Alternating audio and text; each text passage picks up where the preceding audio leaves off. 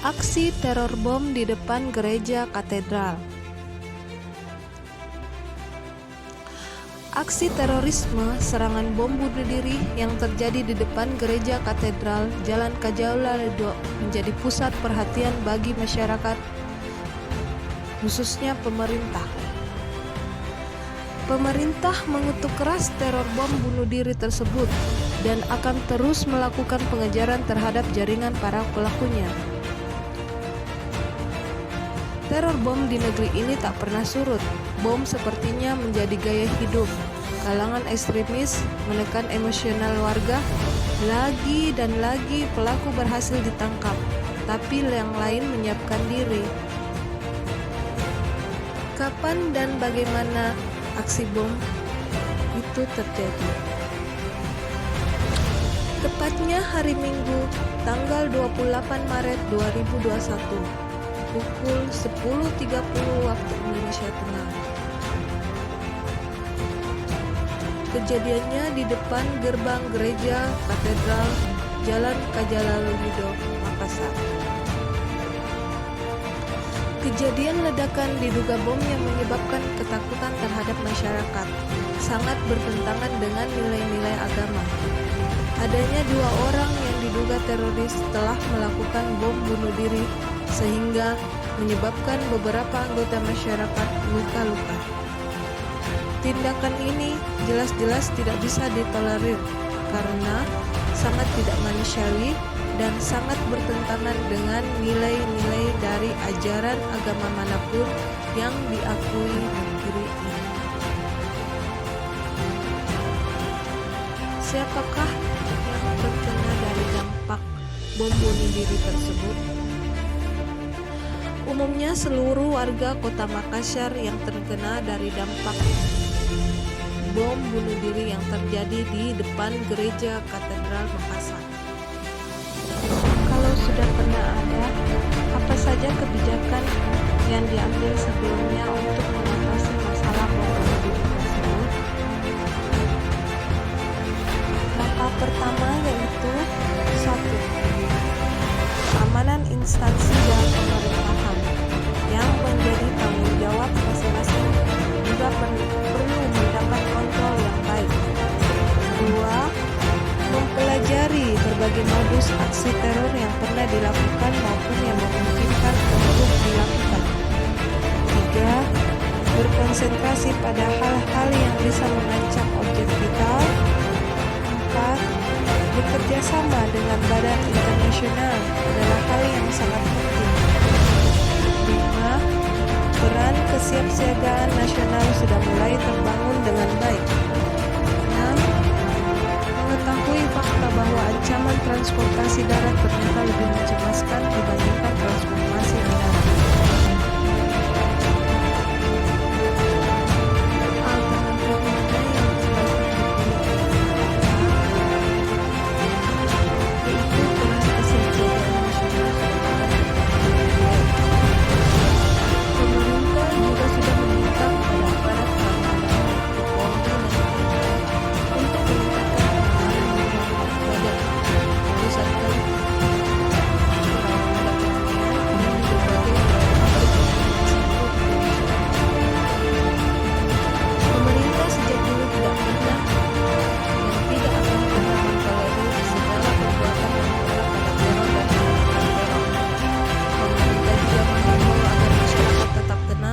Dan tidak terpengaruh dengan teror bom yang terjadi. Selain itu, pemerintah juga mengimbau kepada seluruh warga dan tokoh agama serta masyarakat untuk turut menciptakan ketenangan dan kerukunan di wilayahnya masing-masing. Hasil dari kebijakan tersebut adalah yang pertama, dengan ditingkatkannya pengamanan di wilayah masing-masing, maka memberikan kontribusi yang baik terhadap keamanan dan kenyamanan bagi masyarakat dengan cepat, tepat, dan merespon semua kejadian atau peristiwa.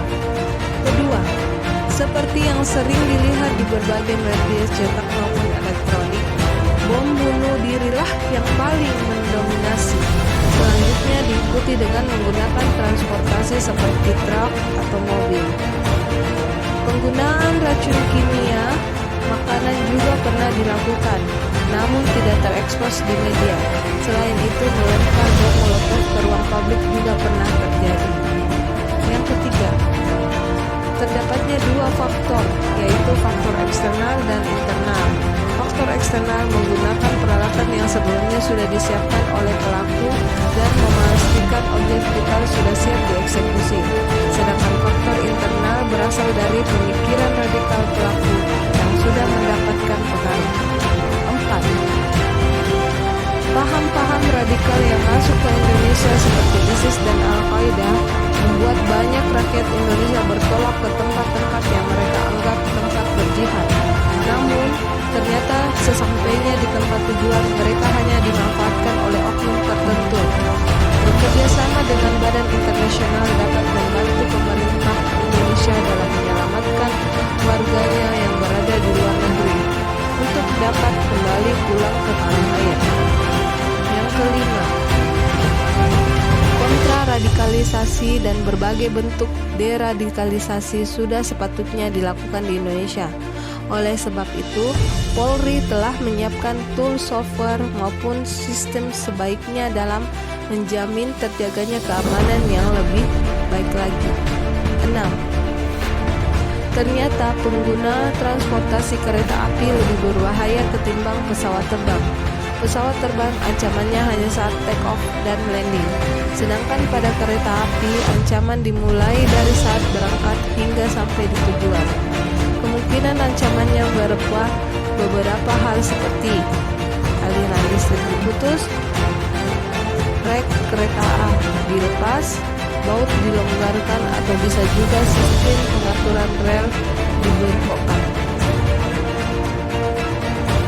Apa saja alternatif kebijakan yang dapat diambil untuk menyelesaikan masalah? Itu ada 3 kebijakan yang diambil. Itu yang pertama, pengamanan institusi dalam pemerintahan. Yang kedua, mempelajari berbagai modus aksi teror. Yang ketiga, berkonsentrasi pada hal-hal yang bisa mengecek objek vital.